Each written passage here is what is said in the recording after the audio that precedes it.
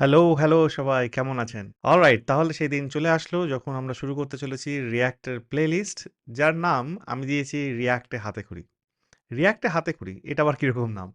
এই নামটার পিছনের মেইন যে উদ্দেশ্য বা মূল যে তথ্য সেটা হচ্ছে যে আমাদের মধ্যে অনেকেই আছেন যারা React এ একেবারে বিগিনার। যারা হয়তো জাভাস্ক্রিপ্ট জানেন বা React জাস্ট স্টার্ট করেছেন কিন্তু React অতটা ভালো জানেন না বা React এর যে ইউজ কেস গুলো বা যে ডিজাইন প্যাটার্ন গুলো এই জিনিসটা হয়তো খুব ভালোভাবে জানেন না। সেইজন্য আমরা একেবারে হাতেখড়ি দেওয়ার মতো যেটা বিদ্যার্থীরা শুরু করে একদম শুরুতে অ, ক, খ থেকে, সেইরকমভাবে আমরা এখানে React শিখব। তো হাতেখড়ির মতো একদম বেসিক থেকে React শেখানো হবে। তো সেইজন্য যারা অলরেডি React জানেন বা React নিয়ে কাজ করছেন, তাদের ক্ষেত্রে হয়তো কিছু ভিডিও একদমই বেসিক লাগবে। কিন্তু আমি বলব যে স্কিপ না করে আপনি তাও ভিডিওগুলোকে একবার দেখুন। কারণ কোনো নতুন জিনিস তো হয়তো আমরা শিখে যেতেই পারি, রাইট? আমার কিছু পার্সপেক্টিভ আছে যেটা আপনি জানতে পারবেন এবং আপনিও কমেন্ট করতে পারবেন ভিডিওতে যে আপনার পার্সপেক্টিভটা এই জিনিসটা নিয়ে কিরকম। তো আমরা একটা ডিসকাশনে আসতে পারবো এবং সেখান থেকে আমরা একে অপরকে শেখাতে পারবো। আর যদি আপনি একেবারে নতুন হন যে আপনি React নিয়ে জাস্ট স্টার্ট করেছেন বা React নিয়ে স্টার্ট করার কথা ভাবছেন, তাহলে একদম হাতেখড়ি আপনার জন্য। ভেরি বেসিক লেভেলে একদম অল্প করে আস্তে করে আমরা React এর দিকে এগোবো। আচ্ছা ১ম এ আমাকে একবার ইন্ট্রোডিউস করে নিই। আমার নাম তাপস অধিকারী। আমি বিগত ১৯-২০ বছর ধরে software development, software product development এর সাথে যুক্ত আছি। বিগত ১৭-১৮ বছর MNC তে কাজ করেছি এবং সেখানে ১ম এ সফটওয়্যার ডেভেলপার, তারপর সিনিয়র সফটওয়্যার ইঞ্জিনিয়ার, তারপর সেখান থেকে টিম লিড, তারপরে UI লিড, তারপরে ম্যানেজার, তারপরে সিনিয়র ম্যানেজার এই সমস্ত পদে যুক্ত হয়ে অবশেষে 2023 এর মিডে আমি অবসর নিই নিজে থেকে, ভলান্টিয়ার রিটায়ারমেন্ট এবং তারপর থেকে আমি YouTube এ পড়ানো শুরু করি, YouTube এ শেখানো শুরু করি এবং যারা আমার YouTube থেকে অলরেডি পড়ছেন বা শিখছেন তারা হয়তো জানেন বা বোঝেন যে আমার পড়ানোর এবং শেখানোর প্রতি প্যাশন অনেকটা বেশি। তো সেইজন্য অনেকটা ডিপে চলে যাই মাঝে গিয়ে আপনাদের বোঝানো এবং পড়ানোর চেষ্টা করি। তার পাশাপাশি খুব রিসেন্টলি আমি নিজের একটা কোম্পানি খুলেছি সেটার নাম ক্রিওভিস টেকনোলজিস এবং সেই কোম্পানিতে আমরা সফটওয়্যার ডেভেলপমেন্ট করি, সফটওয়্যার সার্ভিসিং করি এবং সফটওয়্যার নিয়ে যাবতীয় কাজ করি। তো সেখানেও আমি সফটওয়্যারের সাথে যুক্ত এবং আমার যা শেখা, পড়া, লেখাপড়া সবকিছু আমার কোম্পানির সাথে এখন যুক্ত। তো বলতে পারেন যে YouTube এবং আমার কোম্পানি এখন আমার প্রধান উদ্দেশ্য এবং সেখান থেকেই বলছি যে React এর এই প্লেলিস্টটা আপনাদের জন্য অসম কিছু হতে চলেছে। কারণ আমি যতটুকু জানি হয়তো তার থেকে বেশি আমি শেখাবো। তার কারণ হচ্ছে আপনাদের শেখানোর সময় আমিও অনেক নতুন জিনিস আবিষ্কার করব। এবারে বলি যে এই প্লেলিস্টটা কিভাবে এগোবে। এই প্লেলিস্টটা শুরু হবে কিছু বিগিনার ফ্রেন্ডলি ভিডিও দিয়ে। যেমন আমরা এই ভিডিওতে স্পেশালি ডিসকাস করব যে React এই জিনিসটা কি এবং React এর যে অস্তিত্ব সেই অস্তিত্বটা কি জন্য? আমরা কেন React নিয়ে কথা বলছি? আমি বিশ্বাস করি যে কোনো জিনিস ভবিষ্যতে টেনে নেওয়ার জন্য তার যে প্রাক্তন একটা ইতিহাস আছে, সেই ইতিহাসটা জানা খুব জরুরি। তার কারণ আপনি যদি ইতিহাস না জানেন, তাহলে ভবিষ্যৎকে আপনি কখনোই ডিসাইড করতে পারবেন না যে ভবিষ্যৎটা ভালো হতে চলেছে না খারাপ হতে চলেছে। তো সেইজন্য আমরা React এর একদম ইতিহাস থেকে শুরু করব যে React কেন এসছে, কি প্রবলেম সলভ করে, না আসলে কি ক্ষতি ছিল এবং সেখান থেকে React ভবিষ্যতে কোথায় যেতে চলেছে, আপনাকে কিভাবে হেল্প করতে চলেছে, এই সমস্ত জিনিস নিয়ে আজকের এই ভিডিওটা। তো ভিডিওটা মোস্টলি এবং মেক্সিমাম ক্ষেত্রে একটা থিওরিটিক্যাল ভিডিও। এখানে হয়তো আমরা কোনো রকম কোড দেখব না বিশেষ কিছু। কোড দেখব কিন্তু কোড হয়তো করব না বিশেষ কিছু। নেক্সট ভিডিও থেকে করব। কিন্তু এই ভিডিওটা আপনাদের একটা মাইন্ডসেট তৈরি করবে যে React যে আপনি শিখতে চলেছেন বা আপনি ডিসাইড করেছেন যে আপনি শিখবেন, আপনার সিদ্ধান্তটা কি সঠিক? না আপনার অন্য কিছু করা উচিত? আর যদি আপনার সিদ্ধান্ত সঠিক হয়, তাহলে আপনি একটু কনফিডেন্স পাবেন যে হ্যাঁ, আমি এখন রাইট ট্র্যাকে আছি। আমি React নিয়ে এখন পড়াশোনা শুরু করতে পারি এবং এইভাবে আমি এগোবো। সেই কারণে শুরুর দিকে ভিডিওগুলো হবে একদম বেসিক। আমরা শুরু করব যে React কেন জরুরি? তারপরে আমরা React এর যে এনভায়রনমেন্ট মানে আপনি তো React এর অ্যাপ্লিকেশন তৈরি করবেন। সেই অ্যাপ্লিকেশন তৈরি করার জন্য আপনার একটা এনভায়রনমেন্ট এর দরকার। সেই এনভায়রনমেন্টটা কিভাবে ক্রিয়েট করতে হয়, সেই এনভায়রনমেন্টটা কিভাবে এগিয়ে নিয়ে যেতে হয় যাতে আমাদের React এর কোড এবং React কোড যে আমরা রান করব সেই জিনিসটা আমরা সফলভাবে করতে পারি। তারপরে আমরা ঢুকবো হচ্ছে React এর একটা জিনিসের মধ্যে। যেমন আমরা শিখব কম্পোনেন্ট। সেটা কি? কেন কাজে লাগে? কম্পোনেন্ট আর্কিটেকচার এই জিনিসটা কি? আমরা স্টেট সম্পর্কে শিখব, আমরা প্রপ সম্পর্কে শিখব এবং React এ যদি আমি ধরে নিই, কেউ যদি কম্পোনেন্ট, স্টেট, প্রপস এই জিনিসগুলো খুব ভালোভাবে জানতে পারে, খুব ভালোভাবে শিখতে পারে। শুধুমাত্র সিনট্যাক্স নয়। মানে এগুলোর কাজ কি, কিভাবে সেগুলো কাজ করে, একে অপরের সাথে কিভাবে রিলেটেড তাহলে কিন্তু সে React খুব ভালোভাবে শিখে যাবে। তো ১ম দিকের যে ১০-১২ টা ভিডিও, সেই ১০-১২ টা ভিডিও আপনার জন্য প্রচণ্ডভাবে জরুরি। আপনাকে সবকিছু ভেরি বেসিক এ গিয়ে শেখানো এবং ভেরি ফাউন্ডেশন এ গিয়ে শেখানো। বেসিক মানে কিন্তু সহজ নয়। বেসিক মানে হচ্ছে ফাউন্ডেশনাল নলেজ। তো সেই ফাউন্ডেশনাল নলেজটাকে আপনাকে শিখতে হবে। তার পাশাপাশি প্রত্যেকটা জিনিস যখন আমরা বুঝবো যে আচ্ছা কম্পোনেন্ট এভাবে কাজ করে, স্টেট এভাবে কাজ করে, প্রপস এভাবে কাজ করে, আমরা আইডেন্টিফাই করব কিছু, কিছু ডিজাইন প্যাটার্ন। ডিজাইন প্যাটার্ন এর জিনিসটা কি? দেখুন, React যখন ১ম এ এসছে, React ১ম ইউজ হয়েছে React যারা বানিয়েছে তাদের নিজস্ব টিমের মধ্যে। তারপরে React তো পাবলিকে এসছে, আমরা মানে ছোটখাটো মানুষ তারা React ইউজ করা শুরু করেছি। যারা ১ম এ React ইউজ করা শুরু করেছে একদম ১ম এই, তারা React ইউজ করার সময় কিছু, কিছু জিনিস এমন পেয়েছেন, যেগুলোকে বারবার অন্যান্য ডেভেলপাররাও নিয়ে, নিয়ে ইউজ করতে পারেন। যেমন আমি যদি বলি ১ + ১ = ২, এটা তো গণিতের বা ম্যাথের একটা অংশ। ১ + ১ সবসময় ২ হবেই। তো এই ১ + ১ কেন ২ হচ্ছে? এইজন্য হচ্ছে যে ১ আর ১ কে আমি যোগ করে এখানে ২ পেয়েছি। ১ আর ১ এর সাথে বিয়োগ করে আমি ২ পাইনি। বিয়োগ করলে তো ০ হয়ে যেত। তার মানে আমি জানি যে যোগ কিভাবে কাজ করে। আমি যেখানেই যোগ লাগাই, সামেশন লাগাই, সেটা সামেশন ওইভাবেই কাজ করে। তার মানে সামেশন ধরতে পারেন একটা প্যাটার্ন, যেই প্যাটার্নটা আপনি ম্যাথমেটিক্সে যেকোনো জায়গাতে ইউজ করে একটা রেজাল্ট পেতে পারেন। সেই রকমই ডেভেলপাররা লাস্ট বিগত মানে ১০-১২ বছর ধরে যতদিন ধরে React আছে, ততদিন ধরে এরকম, এরকম কিছু প্যাটার্ন খুঁজে পেয়েছেন, যেই প্যাটার্নটা আপনি যদি আপনার কোডে এপ্লাই করেন, তাহলে আপনার কোড খুব ভালোভাবে রান করবে, আপনার কোড দেখতে ভালো হবে, সেই কোডটা অন্য কেউ সহজে ইউজ করতে পারবে এবং এর পারিপার্শ্বিক অনেক, অনেক সুবিধা সবাই নিতে পারবে। তো সেই সমস্ত ডিজাইন প্যাটার্ন নিয়ে আমরা কথা বলব এবং সেই ডিজাইন প্যাটার্ন আমি বলব যে হয়তো এরকম একটা প্লেলিস্টের জন্য একেবারেই একটা আলাদা ধরনের জিনিস হবে। তার কারণ হচ্ছে আপনি সচরাচর দেখবেন না যে একটা React প্লেলিস্ট যেটা কিনা ফ্রি, সেখানে ডিজাইন প্যাটার্ন এতটা ডিপলি পড়ানো হয় বা ডিপলি শেখানো হয়। এবং তার পাশাপাশি প্রত্যেকটা যে মডিউল আমরা নেব, ধরুন আমরা কম্পোনেন্ট শেষ করেছি, কম্পোনেন্টে JSX বুঝেছি, কিছুটা স্টেট বুঝেছি, তখন হয়তো আমরা একটা প্রজেক্ট করলাম। তারপর আবার আরেকটু এগোলাম, তখন একটা প্রজেক্ট করলাম। তো এইভাবে প্লেলিস্টটা থাকবে। তো প্লেলিস্টটা যদিও বিগিনারদের জন্য শুরু হচ্ছে, কিন্তু আল্টিমেটলি বিগিনার থেকে এক্সপেরিয়েন্স সবার জন্য প্লেলিস্টটা যথেষ্টভাবে প্রযোজ্য। তো আপনি চাইবেন যে প্লেলিস্টের ১ম থেকে ভিডিওগুলো দেখতে এবং ১ম থেকে ভিডিওগুলোকে বোঝার চেষ্টা করতে। এবারে বলি এই পুরো প্লেলিস্টে আমার বেসিক কিছু এক্সপেকটেশন আছে। যেহেতু এটা ১ম ভিডিও এইজন্য আমি বলে দেবো, প্রত্যেকটা ভিডিওতে আমি এটাকে বিশেষভাবে আর রিপিট করব না। তো প্লিজ আপনারা এটাকে শুনবেন। আমার ১ম যে এক্সপেকটেশন সেটা হচ্ছে যে আমি সময় দিচ্ছি, সময় দিয়ে পড়াচ্ছি। আমি আপনাদের কাছ থেকে অ্যাটেনশন চাই। অ্যাটেনশন চাই বলতে আমি যেটা পড়াচ্ছি কোনো, কোনো ভিডিওতে বা বেশিরভাগ ভিডিওতে আপনাদের জন্য টাস্ক দেওয়া থাকবে। সেই টাস্কগুলো অবশ্যই আপনারা করবেন এবং যদি টাস্ক না করেন তাহলে পরের ভিডিও দেখবেন না। যতক্ষণ না পর্যন্ত আপনি টাস্ক সম্পূর্ণ করেছেন। যখন ভিডিও দেখছেন প্লিজ খাতা, পেন বা যেকোনো সফটওয়্যার হোক যেখানে আপনি নোট নেন, বিস্তারিত নোট নেবেন এবং আপনার যদি কোনো রকম ফলো আপ কোয়েশ্চেন থাকে ভিডিও দেখার পরে, সেই কোয়েশ্চেনটা এই কমেন্টে এসে, এই ভিডিওর কমেন্টে এসে প্লিজ করবেন। আমার যখনই সময় সুযোগ থাকবে আমি তখনই আপনার কমেন্ট দেখে ডেফিনিটলি রেসপন্ড করব। আর তাছাড়াও যদি ভিডিও আপনার ভালো লাগে, আপনার উপকারে লাগে, ডেফিনিটলি ভিডিওতে এসে কমেন্ট করবেন। আপনি মোস্ট ওয়েলকাম। আপনাদের মধ্যে যারা, যারা Discord এ আছেন বা Discord অ্যাপ্লিকেশন ইউজ করেন, তারা জানেন হয়তো তাবাস্ক্রিপ্ট এর একটা Discord সার্ভার আছে। আপনারা সেই সার্ভারে React এ হাতেখড়ি হলে এখন একটা ক্যাটেগরি পাবেন। সেই React এ হাতেখড়ির মধ্যে কতগুলো চ্যানেল আছে যেগুলো আমি বলে দিই এবং সেখানে আপনি কিভাবে ইন্টারেক্ট করতে পারেন। একটা চ্যানেল আছে জেনারেল। জেনারেল মানে ধরুন আপনি কোনো জিনিসে আটকে গেছেন, সেটা হয়তো YouTube এর কমেন্টে দেওয়া সম্ভব না। তার কারণ হচ্ছে YouTube এর কমেন্টে সবসময় হয়তো কোনো রকমভাবে স্ক্রিনশট দেওয়া, কোনো কিছু লিঙ্ক দেওয়া এটা সম্ভব হয় না। আপনি হয়তো কোনো জায়গায় আটকে গেছেন ভবিষ্যতে। তো সেই জিনিসগুলো আপনি এখানে পোস্ট করতে পারেন এবং এক্সপেকটেশন হচ্ছে যে শুধুমাত্র যে আমি এখানে এসে রেসপন্ড করব এই না। যখন আমরা অ্যাজ এ কমিউনিটি এগোচ্ছি React শেখার দিকে, অন্যান্যরা এসেও কিন্তু আপনাকে হেল্প করতে পারে। অন্যান্যরা এসেও আপনাকে আপনার প্রশ্নের যে উত্তর বা সমাধান সেটাকেও দিতে পারে। আর তারপরে আমি দেখলে তো ডেফিনিটলি আমি রেসপন্ড করবই। তা ১ম এ চেষ্টা করবেন যে সমস্ত কমেন্টে আপনার ইমেজ বা লিঙ্ক এই জাতীয় জিনিস নেই সেগুলো YouTube এই করবেন। তাতে আমি কি হয় যে আমি তাড়াতাড়ি সেগুলোকে রেসপন্ড করতে পারি। আর যেগুলোতে আপনার স্ক্রিনশট দেওয়া লাগবে বা কোনো লিঙ্ক দেওয়া লাগবে, সেগুলো এসে আপনি এখানে কিন্তু ডিসকাস করতে পারেন। 2nd চ্যানেল টাস্ক ডিসকাশন এর জন্য। আমি বলেছি যে বেশিরভাগ ভিডিওতেই টাস্ক দেওয়া থাকবে। এবার সেই টাস্কগুলোকে আপনি আপনার যে বন্ধু-বান্ধব বা আমাদের যারা একসাথে এই React শিখছেন, তারা একসাথে এসে হয়তো টাস্কগুলোকে নিয়ে ব্রেইনস্টর্ম করতে পারেন বা আলাপ আলোচনা করতে পারেন বা কেউ টাস্কটা সাকসেসফুলি করেছেন, অন্য কেউ আটকে গেছেন, তাকে হেল্প করতে পারেন। এটা হচ্ছে ধরুন একে অপরকে হেল্প করে শেখার ব্যাপার। এবার এটা তো কোনো পেইড কোর্স নয়।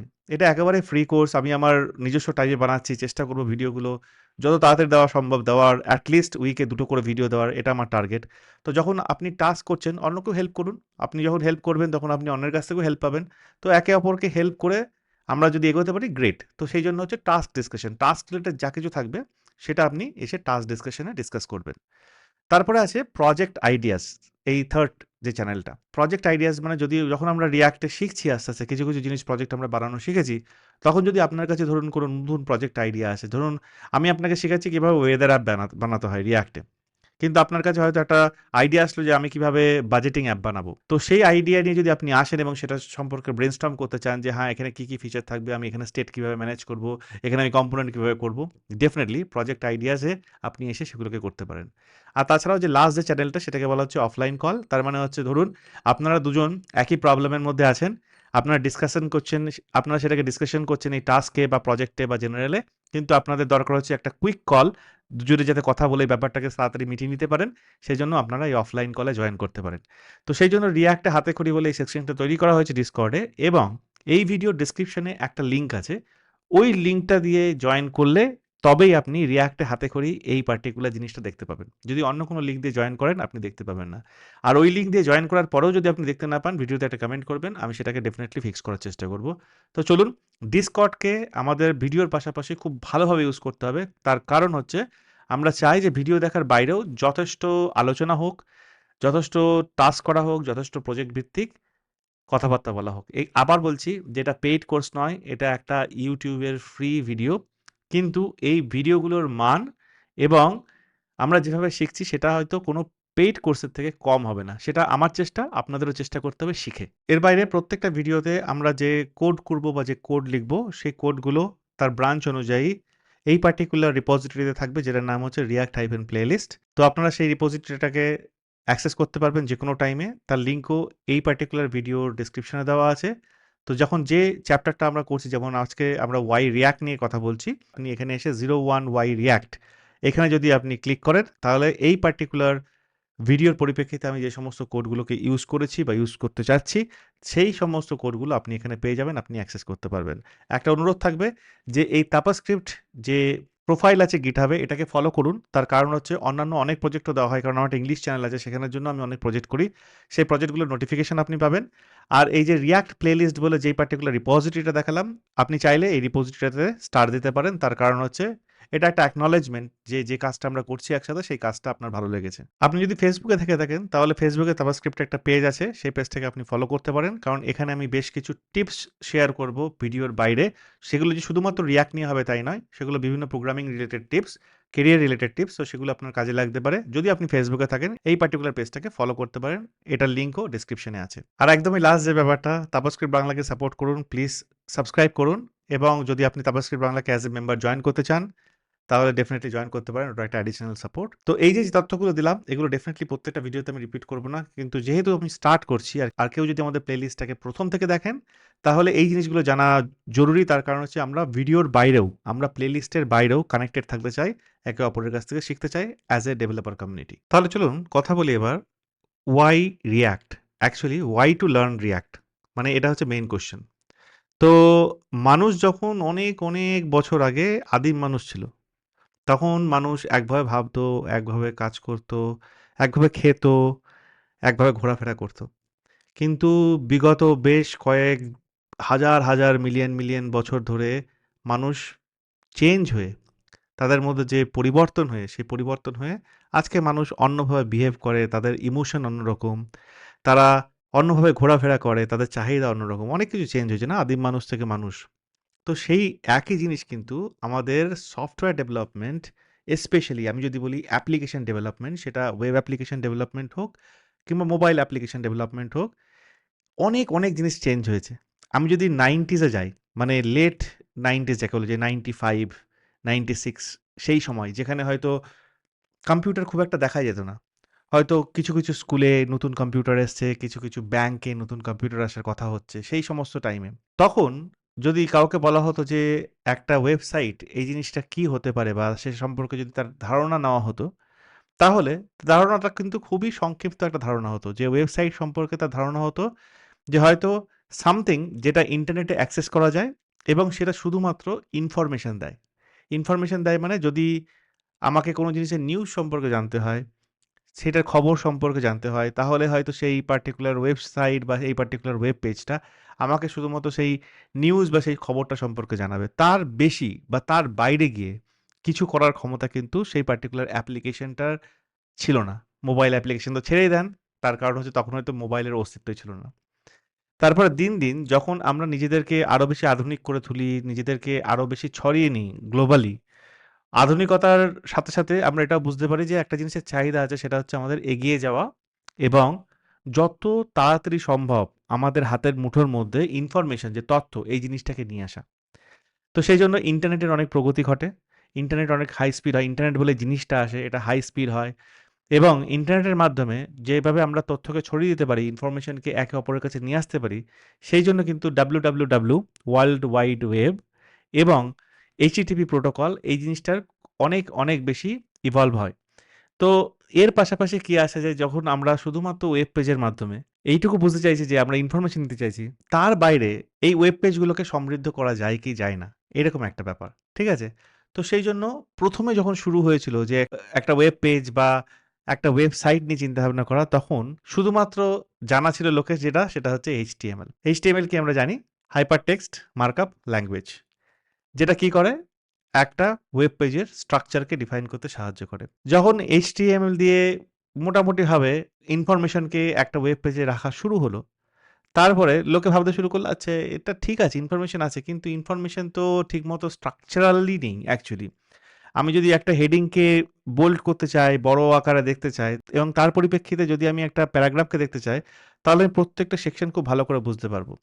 কিংবা কোনো জিনিসকে আমি যদি কালার করতে চাই, কোনো জিনিসকে যদি আমি আন্ডারলাইন করতে চাই, কোনো জিনিসকে যদি আমি ডিফারেন্ট ভাবে ফন্টে লিখতে চাই, এই জিনিসগুলো নিয়ে চিন্তাভাবনা করার পাশাপাশি HTML এর পাশাপাশি কিন্তু CSS এর ওয়ার্ক অনেক বেশি করে বাড়লো। তার মানে HTML যদি একটা পেজের স্ট্রাকচারকে দিতে সাহায্য করে, CSS একটা পেজের লুক অ্যান্ড ফিলকে দিতে সাহায্য করে। তো এইভাবে ওয়েব অ্যাপ্লিকেশন এবং ওয়েব পেজের দুনিয়া কিন্তু বেশ কয়েক বছর ধরে চলেছিল। যেটাকে আমরা বলি ওয়েব এভলিউশন 1 বা ওয়েব 1, ওয়েব 1.0। তারপর হঠাৎ করে লোকের মনে হলো, না এটা এনাফ না। আমাদের এবার ইন্টারঅ্যাক্টিভিটি দরকার। আমাদের ওয়েব পেজের মধ্যে কিছু ডাইনামিক বিহেভিয়ার দরকার। আমি চাই যে ওই বাটনে ক্লিক করতে এবং বাটনে ক্লিক করলে আমি একটা কনফার্মেশন পাবো। কিংবা কোনো একটা কাজ হয়ে যাওয়ার পরে আমি একটা অ্যালার্ট পাবো যেখানে আমাকে বলবে, আচ্ছা এটা সাকসেস হয়েছে বা এটা ফেইলিয়ার হয়েছে। শুধুমাত্র পড়ার জন্য, শুধুমাত্র ইনফরমেশনকে কনজিউম করার জন্য ওয়েবকে ইউজ করাটা মনে হচ্ছে একটু আননেসেসারি। তো এটাকে এগিয়ে নিয়ে যেতে হবে। তো সেই কারণে ওয়েব পেজে কিছু ডাইনামিক বিহেভিয়ারের প্রয়োজন হয়ে পড়েছিল। সেই ক্ষেত্রে এন্ট্রি মারলো হচ্ছে আমাদের জাভাস্ক্রিপ্ট। তো ওভারঅল আমরা যদি দেখি যে ওয়েবের যে ল্যাঙ্গুয়েজ, সেই ল্যাঙ্গুয়েজ কিন্তু এই ৩ টেই। HTML, CSS এবং জাভাস্ক্রিপ্ট। তো এই যে আমি বললাম যে ওয়েব 1.0, তারপরে আসলো আমাদের জাভাস্ক্রিপ্ট, সেখান থেকে আমাদের ডাইনামিক বিহেভিয়ার শুরু হলো ওয়েব পেজগুলোর। আমরা পেলাম ওয়েব 2.0। ইনফ্যাক্ট আমরা এখনো কিন্তু ওয়েব 2.0 তে অনেক অনেক অ্যাপ্লিকেশন চালিয়ে চলেছি। তার কারণ এই যে রিঅ্যাক্ট বলুন বা রিঅ্যাক্টের পারিপার্শ্বিক আর যে সমস্ত ফ্রেমওয়ার্ক, যেমন ভিউ হোক বা অন্যান্য কোনো ফ্রেমওয়ার্ক হোক, সেগুলো সবই কিন্তু এই জাভাস্ক্রিপ্ট, HTML, CSS এই ৩ টে জিনিসের উপরই দাঁড়িয়ে আছে। আচ্ছা, আপনারা জানেন এই যে পেজটা আমি দেখাচ্ছি, এই পেজটা কি? এই পেজটা হচ্ছে ১ম সেই পেজ যেটা www তে as a web page render করা হয়েছিল। এই পেজটা এখনো অ্যালাইভ, মানে আপনি এখনো গিয়ে সেটাকে অ্যাক্সেস করতে পারেন।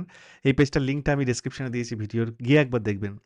এটা সেই ১ম পেজ, যেই পেজে একটা ওয়েবসাইটকে, একটা ওয়েবসাইটের কনটেন্টকে দাঁড় করানো হয়েছিল। যদি দেখেন, এর মধ্যে টেক্সট আছে, লিঙ্ক আছে, একটা হেডিং আছে, তার বাইরে বিশেষ কিছু নেই। তার কারণ তখনকার জন্য দরকারটা কিন্তু এইটুকুই ছিল। কিন্তু এখন আমরা যে সমস্ত অ্যাপ্লিকেশন নিয়ে চিন্তা করি, এখন আমরা যে সমস্ত অ্যাপ্লিকেশন নিয়ে চিন্তা ভাবনা করি, আমরা যে সমস্ত অ্যাপ্লিকেশনকে তৈরি করতে চাই বা যা রিকোয়ারমেন্টগুলো আমাদের কাছে আছে, সেগুলো কিন্তু এতটা সহজ নয়। একটা অ্যাপ্লিকেশন দেখাই, যেখানে দেখলে আপনারা বুঝতে পারবেন যে জাভাস্ক্রিপ্ট, CSS এবং HTML একসাথে এসে কতটা ডাইনামিকভাবে একটা অ্যাপ্লিকেশনকে গড়ে তুলতে পারে। এখানে নিউট্রিবার্ড বলে একটা অ্যাপ্লিকেশন আছে। আমি এখানে জাস্ট এন্টারে প্রেস করি। দেখুন এখানে একটা অ্যানিমেশন আসছে। যে অ্যানিমেশনটা লোড করছে অনেক ইনফরমেশন ব্যাকগ্রাউন্ডে। অ্যানিমেশনটা শেষ হলো। এর সাথে একটা মিউজিক আছে। হয়তো মিউজিকটা আপনারা পাচ্ছেন না। কিন্তু দেখলেন যে কিভাবে অ্যানিমেটেড হয়ে জিনিসপত্র এখানে আসলো। এবারে এখানে বলছে স্ক্রোল টু কন্টিনিউ। আমি যদি এটাকে স্ক্রোল করি, দেখুন কিভাবে ইমেজগুলো অ্যানিমেট হয়ে উপরে যাচ্ছে, টেক্সটগুলো অ্যানিমেট হয়ে উপরে আসছে। দেখুন একটা বার্ড, আমি যতবার স্ক্রোল করছি, একটা বার্ড কিন্তু আস্তে আমার স্ক্রোলেবল এরিয়ার মধ্যে উড়ে চলে আসছে। কি একটা অ্যামেজিং ব্যাপার, তাই না? আমি স্ক্রোল করছি এবং দেখুন কিরকম হচ্ছে আমাদের জিনিসগুলো। এটাকে কিভাবে চিন্তাভাবনা করে বানানো হয়েছে, এখানে কতগুলো ডাইনামিক অ্যাসপেক্ট এই জিনিসগুলোর মধ্যে রাখা হয়েছে। তাহলে আমরা যদি এই যে পার্টিকুলার অ্যাপ্লিকেশনটা যেটা আমরা একটু আগে দেখেছি ভার্সাস এই যে অ্যাপ্লিকেশনটা যেটা আমরা এখন দেখলাম, এই দুটোকে কম্পেয়ার করি, আমাদের নিজস্ব এক্সপেকটেশনগুলো আমরা বুঝতে পারবো। আমাদের এক্সপেকটেশনের মধ্যে কত ডিফারেন্স। তখন যেটুকু জিনিস দরকার ছিল ভার্সাস এখন যেটুকু দরকার, সেটার মধ্যে অনেক ডিফারেন্স। এই জন্য আপনাকে, আমাকে এগুলোকে তৈরি করার জন্য আমাদের ভাবতে হবে যে আমরা কি ধরনের টুল, কি ধরনের টেকনোলজি, কি ধরনের লাইব্রেরি বা কি ধরনের ফ্রেমওয়ার্ক নিয়ে আসতে পারি এবং কিভাবে কাজে লাগাতে পারি। তো জাভাস্ক্রিপ্ট, এইচটিএমএল, সিএসএস এবং আজকের যুগেও এই যে অ্যাপ্লিকেশন যেটাকে আপনি হয়তো ভাবছেন যে একটা ট্রিমেন্ডাস লেভেলের একটা অ্যাপ্লিকেশন যেটা বানানো হয়েছে অনেক অ্যানিমেশন দিয়ে এবং অনেকগুলো স্ক্রোল ইভেন্ট এই সমস্ত ইভেন্ট দিয়ে এখানেও কিন্তু বেসিক লেভেলে এইচটিএমএল, জাভাস্ক্রিপ্ট এবং সিএসএস এরই ইউজেজ আছে। তো এই এত কথা আমি এইজন্য বললাম যে যদি আপনি এইচটিএমএল, সিএসএস, জাভাস্ক্রিপ্ট এই জিনিসগুলোকে একটু ভালোভাবে জানেন, তো পরবর্তী ক্ষেত্রে রিঅ্যাক্ট বা রিঅ্যাক্টের মতো অন্য কোনো লাইব্রেরি বা ফ্রেমওয়ার্ককে শেখা আপনার জন্য ততটা ডিফিকাল্ট হবে না। আচ্ছা বেশ, তাহলে ওয়াই রিঅ্যাক্ট? তার বিশেষ কয়েকটি কারণ আছে। আমরা প্রযুক্তির সাথে যতটা এগিয়েছি, আমরা কিন্তু ততটাই অলস হয়ে গিয়েছি। এখন ভাবুন যে আপনাকে যদি বাজারে গিয়ে কোনো জিনিসপত্র কিনতে হয় তার পরিপ্রেক্ষিতে আপনি যদি কোনো একটা মোবাইল অ্যাপ পান যেখান থেকে সহজে আপনি কিছু অর্ডার করতে পারেন, ঘরে বসে জিনিসটা চলে আসবে, আপনি মনে হয় সেটাকে বেশি প্রেফার করেন। খুব কম সংখ্যক লোকে আছেন যারা খেটে-খুঁটে বাজারে গিয়ে হয় খাবার কিনে আনছেন বা সবজি কিনে আনছেন। কিন্তু আপনি বাড়িতে বসে যদি অর্ডার করতে পারেন, আপনি সেটাকেই প্রেফার করবেন। কারণ হচ্ছে আমরা একটু লেজি হয়ে গিয়েছি। আর তারও একটা গুণ আছে যে আমি যখন কোনো জিনিসের অর্ডার করছি, তখন হচ্ছে সেই টাইমটা হয়তো আমি অন্য কোনো জায়গাতে কাজে লাগাতে পারি। আমি যেমন ভিডিও বানাতে পারি, আমি ভিডিও বানাতে আমার হয়তো খাবার চলে আসবে Zomato কিংবা Swiggy তে। এবং আমি এনজয় করব। ভিডিও বানানোর পরে আমি সেই খাবারটাকে এনজয় করব। আমাকে যদি বাইরে গিয়ে সেটাকে নিয়ে আসতে হতো, তাহলে ভিডিও বানানোর টাইমটা আমার চলে যেত। আমি এটাকে ইউজ করতে পারতাম না। তো আমি অন্যান্য কাজও করতে পারি যখন আমি এই জিনিসটাকে অফলোড করে দিয়েছি কোনো অন্য জিনিসে। তো যখন আমরা জাভাস্ক্রিপ্ট, প্লেইন জাভাস্ক্রিপ্ট দিয়ে এইচটিএমএল দিয়ে, সিএসএস দিয়ে অ্যাপ্লিকেশন বানাই, সেই অ্যাপ্লিকেশন ডেফিনিটলি কাজ করে। সেই অ্যাপ্লিকেশন ডেফিনিটলি কাজ করবে। কিন্তু তার কতগুলো ডিসঅ্যাডভান্টেজ আছে। আমরা কিছু এক্সাম্পল, কিছু কোড এখনই দেখব। কয়েকটা ডিসঅ্যাডভান্টেজ যেগুলো আমি বলি, সেগুলো হচ্ছে জাভাস্ক্রিপ্টে যখন আমি অ্যাপ্লিকেশনের কোড লিখছি, সেই অ্যাপ্লিকেশনের কোড যদি আমি কারোর সাথে শেয়ার করতে চাই, কোড শেয়ার মানে এরকম না যে ফাইলটাকে কাউকে পাঠাতে চাই। আমি একটা ফাংশন লিখেছি, সেই ফাংশনটা আমি চাইছি যে আমি অন্য কারোর সাথে শেয়ার করব। যাতে সেই লোকটা বা সেই ডেভেলপারটা ওই ফাংশনটাকে আবার কষ্ট করে না লেখে। সে আমার ফাংশনটাকে নিয়ে লিখবে। এটা জাভাস্ক্রিপ্টে করা সম্ভব ডেফিনিটলি। কিন্তু জাভাস্ক্রিপ্টে যখন আমরা এই জিনিসটাকে করতে যাব, তখন আমাদের অনেক বেশি এক্সট্রা কোড লেখা দরকার।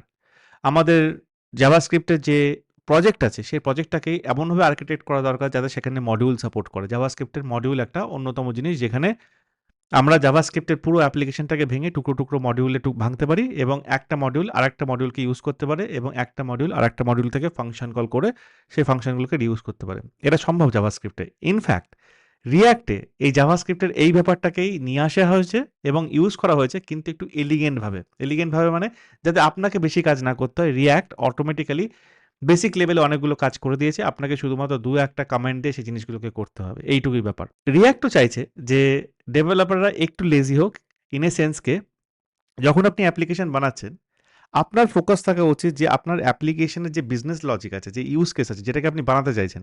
যদি আপনি ওয়েদার অ্যাপ বানাতে চান, আপনি দেখাবেন একটা ওয়েদার, কারেন্ট ওয়েদার একটা জায়গার। আপনি সেই জায়গাটাকে চেঞ্জ করলেন, আপনি চেঞ্জ করে দিলেন হয়তো ব্যাঙ্গালোর থেকে দিল্লি বা দিল্লি থেকে ঢাকা। তখন কি হলো? তখন সেই পার্টিকুলার জায়গার ওয়েদার চলে আসলো। এর যে লজিকটা আপনি শুধু ফোকাস করতে চান এই পার্টিকুলার লজিকটা আমি কি করে বিল্ড করব। আপনার এটাতে ফোকাস করা দরকার নেই যে আন্ডারলাইং কিভাবে মডিউল কাজ করছে, মডিউলগুলো কিভাবে সেপারেট করা আছে, যখন অ্যাপ্লিকেশনটা পুরোপুরি তৈরি হচ্ছে তখন মডিউলগুলো আবার একসাথে কিভাবে বান্ডেল করা হচ্ছে। এই যে ছোট ছোট জিনিস যেগুলো একটা অ্যাপ্লিকেশনকে তৈরি করে কাউকে ডেলিভার করতে লাগে, সেই জিনিসটা কিন্তু রিঅ্যাক্ট আপনার থেকে সম্পূর্ণভাবে হাইড করে নিয়েছে। একটা অ্যাবস্ট্রাকশন লেয়ার আপনার জন্য তৈরি করে দিয়েছে। যাতে আপনি শুধুমাত্র বিজনেস লজিকের ওপর যেটা আপনার ইউজ কেস শুধুমাত্র সেটার উপরে ফোকাস করতে পারেন। তো এইটা একটা রিজন যেখানে আপনি রিঅ্যাক্টের মতো লাইব্রেরি বা একটা ফ্রেমওয়ার্ককে ইউজ করবেন। সেকেন্ড, রিইউজেবিলিটি। একটা জিনিস আপনি একবার তৈরি করেছেন, সেই জিনিসটাকে বারবার বিভিন্ন জায়গাতে যদি কাজে লাগে, সেই জায়গাতে আপনাকে ইউজ করতে হবে। এই যে রিইউজেবিলিটির এই যে ব্যাপারটা, এটা প্লেন জাভাস্ক্রিপ্টের ক্ষেত্রে একটু কঠিন। তার কারণ হচ্ছে যদিও আপনি মডিউল তৈরি করেন, মডিউলে আপনি আপনার কমন ফাংশনগুলো রাখেন, কিন্তু সেই কমন ফাংশনগুলো কিন্তু পিওর জাভাস্ক্রিপ্ট ফাংশনই হবে। তার মধ্যে কোনো HTML থাকবে না, তার মধ্যে কোনো CSS থাকবে না। তো আপনাকে হয় DOM ম্যানিপুলেশন কিংবা এক্সট্রা করে CSS লিখে সেই সমস্ত ফাংশনকে কাজে লাগিয়ে আপনার ফাইনাল যে আউটপুটটা সেই আউটপুটটা আপনাকে তৈরি করতে হবে। তো এক্ষেত্রে রিঅ্যাক্টের মতো যে লাইব্রেরি বা ফ্রেমওয়ার্কগুলো আছে তারা একটুখানি স্মার্টলি খেললো। তারা কি বলল? যে আমরা এমনভাবে কিছু বানাবো যাতে যদি আপনার এইটুকু বিজনেস লজিক লাগে কোনো জায়গাতে। এইটুকু বিজনেস লজিক লাগার জন্য যদি এইটুকুনি ইউআই লাগে এবং এইটুকু ইউআইকে কাজে লাগানোর জন্য যদি আমার এইটুকু স্টাইল লাগে, তাহলে এই জিনিসটা আপনি একসাথে একটা কম্পোনেন্ট হিসাবে ডেলিভার করতে পারবেন। এটা একটা বিরাট পাওয়ার। শুধুমাত্র জাভাস্ক্রিপ্ট, এইচটিএমএল এবং সিএসএস দিয়ে যদি আপনাকে করতে হয় জিনিসটা, আপনাকে আরেকটা রিঅ্যাক্ট বানাতে হবে। তো সেটা যদি আপনাকে না করতে হয়, সেজন্য রিঅ্যাক্ট আপনাকে জিনিসটা দিয়ে দিয়েছে যে কিভাবে একটা বিজনেস লজিককে ডেলিভার করার জন্য তার যেটুকু ইউআই দরকার, তার যেটুকু স্টাইলিং দরকার, তার যেটুকু বিজনেস লজিক দরকার, সেটুকুকে একসাথে একটা জায়গাতে মুড়ে একটা রিউজেবল একটা জিনিস বানানো, যেটাকে বলা হয় কম্পোনেন্ট। আমরা ওটাকে ডিপ ডাইভ করবো ফিউচার ভিডিওতে। সেই কম্পোনেন্টটা যদি আমি তৈরি করতে পারি, তাহলে ওই অ্যাপ্লিকেশনের যে কোনো জায়গাতে আমি সেই কম্পোনেন্টটাকে ইউজ করতে পারি। অ্যামেজিং ব্যাপার, যেটা প্লেন জাভাস্ক্রিপ্টে করা কিন্তু যথেষ্ট কঠিন। তৃতীয় রিজন, ওয়াই রিঅ্যাক্ট। যারা ডম ম্যানিপুলেশন এই ব্যাপারটা জানেন, ডম জিনিসটা কি? DOM stands for document object model, যেটা কিন্তু শুধুমাত্র জাভাস্ক্রিপ্ট ভিত্তিক নয়, ঠিক আছে? ওটা একটা বলতে পারেন যে একটা প্রোগ্রামিং ইন্টারফেস, যেটা কি করে? আমাদের অ্যালাউ করে যে আমরা যে ওয়েব পেজটা নিয়ে কাজ করছি বা ওয়েব ডকুমেন্টটা নিয়ে কাজ করছি, সেই ডকুমেন্টের স্ট্রাকচার, স্টাইল, কন্টেন্ট যা কিছু আছে সেগুলোকে অ্যাক্সেস করতে এবং সেগুলোর সাথে ইন্টারাক্ট করতে। যেমন আপনারা স্ক্রিনে দেখতে পাচ্ছেন, এটা google.com এর একটা পেজ। আমি যদি এর উপরে রাইট ক্লিক করি এবং যদি আমি এই ইন্সপেক্টে ক্লিক করি, আমি এর একটা হায়ারার্কি এখানে দেখতে পাই। দেখুন এখানে এর একটা হায়ারার্কি এখানে দেখতে পাই যে এখানে কি HTML এর কি ট্যাগ লাগানো হয়েছে, এই ট্যাগের মধ্যে অন্য কোন ট্যাগ আছে, এই ট্যাগের মধ্যে এর কন্টেন্ট কি আছে, এই সমস্ত জিনিসগুলোকে আমি দেখতে পাই। কিন্তু এগুলোকে যদি আমাকে প্রোগ্রামেটিক্যালি অ্যাক্সেস করতে হয়, যে এই পার্টিকুলার ডিভের মধ্যে কটা ডিভ আছে, তার মধ্যে প্রত্যেকটা ডিভের মধ্যে তার কন্টেন্ট কি আছে, এই জিনিসগুলোকে যদি আমাকে প্রোগ্রামেটিক্যালি অ্যাক্সেস করতে হয়, তাহলে আমার যেটা লাগবে সেটা হচ্ছে ডম, ডকুমেন্ট অবজেক্ট মডেল ইন্টারফেস বা ডকুমেন্ট অবজেক্ট মডেল এপিআই। জাভাস্ক্রিপ্টে এর একটা ইমপ্লিমেন্টেশন আছে এবং সেই ইমপ্লিমেন্টেশন দিয়ে, পিওর জাভাস্ক্রিপ্টের ইমপ্লিমেন্টেশন দিয়ে আমরা এগুলোকে অ্যাক্সেস করতে পারি। তার মানে যদি আমাকে এই যে গুগল, আমি এটাকে ইন্সপেক্ট করি এবার, এই যে পার্টিকুলার ইমেজটা আছে গুগলের এখানে, এই যে ইমেজ, আমি যদি চাই যে প্রোগ্রামেটিক্যালি আমি ইমেজটাকে ডিলিট করে দেবো, আমি কিন্তু সেটা ডমের মাধ্যমে, ডমের মেথডের মাধ্যমে জাভাস্ক্রিপ্ট দিয়ে করতে পারি। না হলে ম্যানুয়ালি এসে আমি এখানে এইভাবে রাইট ক্লিক করতে পারি এবং করে ডিলিট এলিমেন্ট করে দিতে পারি। আমি যখন ডিলিট এলিমেন্ট করে দিলাম, গুগল কিন্তু ডিলিট হয়ে গেল। কিন্তু পার্মানেন্টলি কি ডিলিট হলো? হয়নি। আমি যদি একে রিফ্রেশ করি, তখন আবার চলে আসবে। কিন্তু আমার প্রোগ্রামিংয়ের ক্ষেত্রে এরকম হতে পারে যে এই গুগল যে জিনিসটা আছে, এটাকে আমি একটা বাটন ক্লিক করে হাইড করব, আবার একটা বাটন ক্লিক করে আমি শো করব। তার মানে যখন আমি বাটন ক্লিক করছি, তখন এটাকে আমাকে কোনোভাবে হাইড করতে হবে। যখন আমি আবার বাটনটা ক্লিক করছি, টগল করছি, তখন ওটা আমাকে কোনোভাবে শো করতে হবে। তো এই যে শো হাইড করার ব্যাপারটা, এটার জন্য আমাকে প্রথমে এই এলিমেন্টটাকে লোকেট করতে হবে এই ওয়েব পেজে, যে কোথায় এলিমেন্টটা আছে। সেটা লোকেট করার জন্য আমি ডম এপিআই ইউজ করব জাভাস্ক্রিপ্টের, এবং সেখান দিয়ে আমি সেটাকে লোকেট করব। লোকেট করার পরে হয়তো আমি এর উপরে কোনো রকম স্টাইল চাপিয়ে দেবো, যার মাধ্যমে এটা হাইড হয়ে যাবে। আবার ক্লিক করলে হয়তো সেই স্টাইলটাকে রিমুভ করে দেবো, যাতে এটা আবার দেখা যাবে। তো এইভাবে আমি জাভাস্ক্রিপ্ট দিয়ে, ডম এপিআই দিয়ে কি করতে পারি, যে ডাইনামিক বিহেভিয়ার ওয়েব পেজের আমি নিয়ে আসতে পারি। কিন্তু একটা জিনিস মাথায় রাখতে হবে, যে আমি কিন্তু যখন অ্যাপ্লিকেশন তৈরি করছি, তখন অ্যাপ্লিকেশন কিন্তু আমি শুধু খেলনাভাবে তৈরি করছি না। সেই অ্যাপ্লিকেশনটা এন্ড অফ দ্য ডেতে অনেক ইউজার ইউজ করবে। আজকে google.com, জিমেইল, এই সমস্ত জিনিসগুলো অনেক ইউজার ইউজ করে। ফেসবুক কত ইউজার ইউজ করে, তাই না? ফেসবুকের কথা ভাবুন, মিলিয়ন বিলিয়ন ইউজার একসাথে ফেসবুক ইউজ করছে। তো সেক্ষেত্রে আমি কিন্তু এরকম ভাবতে পারি না যে আমার অ্যাপ্লিকেশন কোনোভাবেই স্লো হয়ে যাক। অ্যাপ্লিকেশন যদি আমার স্লো হয়ে যায়, তাহলে সেক্ষেত্রে কিন্তু ইউজার কি হবে? ইউজার আমার অ্যাপ্লিকেশনকে ছেড়ে চলে যাবে। তো সেই জন্য একটা জিনিস মাথায় রাখতে হবে, এই যে ডম ম্যানিপুলেশন আমি এইমাত্র কথা বললাম, এই যে গুগলকে হাটিয়ে দেওয়া বা এই টেক্সট বক্সে প্রোগ্রামেটিক্যালি কিছু লেখা, বা আমি যখন বাটন ক্লিক করছি এই সার্চটা করা, এই যে জিনিসগুলো, এই সমস্ত জিনিসগুলো যদি আমি ডাইরেক্টলি আমি ডম ম্যানিপুলেট করে করি, তাহলে আমার অ্যাপ্লিকেশনের পারফরম্যান্স অনেকটাই মার খাবে। তো সেই জন্য সফটওয়্যার ডেভেলপার যারা একটু পারফরম্যান্সের দিকে দৃষ্টি দেন, যেমন ফেসবুক যখন এসছিল প্রথমে, ফেসবুকের মেইন কাজ কী ছিল? যে ফেসবুকের যারা ইউজার, সেই ইউজার যে একদম শিক্ষিত ইউজার হতে হবে তার কোনো মানে নেই। যে কোনো ইউজার যে কোনো জায়গা থেকে ফেসবুককে ইউজ করতে পারে। সেকেন্ড, ফেসবুককে মোবাইলে অ্যাভেলেবেল করতে হবে, তার কারণ হচ্ছে যখন স্মার্টফোন আসছে, তখন ম্যাক্সিমাম ইউজার কী হবে? ফেসবুককে স্মার্টফোন থেকেই অ্যাক্সেস করবে। তার মানে এই দুটো ক্ষেত্রে আমার ইউআই যেটা আছে বা আমার অ্যাপ্লিকেশন যেটা আছে ফেসবুকে, সেটাকে ভীষণভাবে ফাস্ট হতে হবে।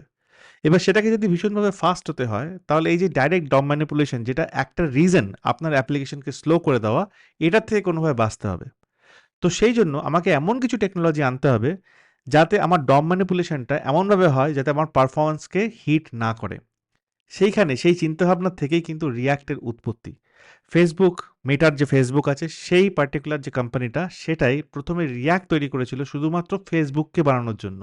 যে ফেসবুককে অ্যাজ এ পাবলিক সেন্ট্রিক বা পাবলিক ফেসিং একটা অ্যাপ্লিকেশন হিসেবে দেওয়ার জন্য তাদের এমন কিছু কোড দরকার ছিল যাতে তারা ডাইরেক্ট ডম ম্যানিপুলেশন না করে ইন্টারমিডিয়েট কিছু একটা ভাবে করতে পারে যাতে তাদের ইউআই যে রিফ্রেশ, ইউআই যে অ্যাকশন এই জিনিসটা অনেক অনেক ফাস্ট হয়। সেকেন্ড, তারা যখন প্রথমে তৈরি করছে ফেসবুক, তখন তারা ফেসবুকটা তৈরি করছে ফেসবুক ফর ওয়েবের জন্য। তারপরে বেশ কিছু বছর পরে ফেসবুক চলে আসলো কিসের জন্য? মোবাইলের জন্য। আমি যদি কোনো একটা কম্পোনেন্ট বানাই আজকে, সেই কম্পোনেন্টটা কি আমি কালকে রিউজ করতে পারি? তো এই সমস্ত চিন্তাভাবনা থেকে কিন্তু তারা তাদের মধ্যে একটা কম্পোনেন্ট লেভেল আর্কিটেকচার বা কম্পোনেন্ট সেন্ট্রিক একটা আর্কিটেকচার এরকম একটা জিনিস লাগবে বলে তারা ধার্য করলো। এই সমস্ত জিনিসের থেকেই রিয়াক্ট এই পার্টিকুলার লাইব্রেরিটার উৎপত্তি, যেখানে এই যে জাভাস্ক্রিপ্টের যে শর্টকামিংগুলোর কথা বললাম আমি, যে প্রথম হচ্ছে যে আপনি কিভাবে আপনার অ্যাপ্লিকেশনকে মডিউলার করতে পারেন, মডিউলে ভাঙতে পারেন। সেকেন্ড, আপনার এমন কিছু দরকার যেটা রিউজেবল কম্পোনেন্ট। থার্ড হচ্ছে আপনি ডমকে ডাইরেক্টলি ম্যানিপুলেট করবেন না, এই জিনিসটা। এই সমস্ত জিনিস থেকে বাঁচার জন্য তাদের একটা লাইব্রেরি দরকার, যে লাইব্রেরিটা নট অনলি এই জিনিসগুলোকে টেক কেয়ার করবে, বাট অলসো আপনার অ্যাপ্লিকেশনকে যতটা তাড়াতাড়ি সম্ভব ডেভেলপ করতে সাহায্য করবে। একটা কথা আছে ডিএক্স বলে, যেটাকে বলা হয় ডেভেলপার এক্সপিরিয়েন্স। ডেভেলপার এক্সপিরিয়েন্স মানে আপনি যখন কোনো কিছুতে কাজ করছেন, আপনারও সেটাতে কাজ করতে একটু ভালো লাগা উচিত। তার কারণ আপনার যদি একটু সেটাতে কাজ করতে ভালো না লাগে, আপনি হয়তো বোর হয়ে যাবেন। কিছু, কিছু মানুষের স্ক্রিপ্টিং করতে ভালো লাগে না। তো এরকম তো লোক থাকে, ভিন্ন ধারার লোক থাকে।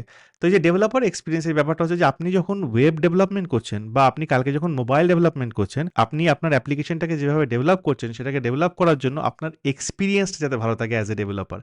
তো রিয়াক্ট কিন্তু এই ডিএক্স বা ডেভেলপার এক্সপিরিয়েন্সের ক্ষেত্রেও যথেষ্টভাবে উঁচু দরের বা উঁচু মানের একটা লাইব্রেরি। তার কারণ আপনি যখন দেখবেন যে আপনি অ্যাপ্লিকেশনকে ডেভেলপ করছেন বা মোবাইল অ্যাপ্লিকেশনকে ডেভেলপ করছেন, তখন কিভাবে একটা কম্পোনেন্টকে আরেকটা কম্পোনেন্টে ইউজ করে তারপর আরেকটা কম্পোনেন্ট থেকে আরেকটা কম্পোনেন্টে ডেটা পাস করে আপনি কিভাবে একটার সাথে আরেকটা জিনিস লাগিয়ে কি সুন্দরভাবে একটা অ্যাপ্লিকেশনকে তৈরি করতে পারেন, সেই জিনিসটাও আমরা দেখবো আগামী ভিডিওতে। এবারে যে জিনিসগুলো নিয়ে আমি এতক্ষণ বকবক করলাম, সেইগুলোর পরিপ্রেক্ষিতে আমি আপনাদের কিছু কোড দেখাই, যেগুলো নিয়ে আপনি হয়তো আজ করতে পারবেন যদি আপনি রিয়াক্টে একদম নতুন হন।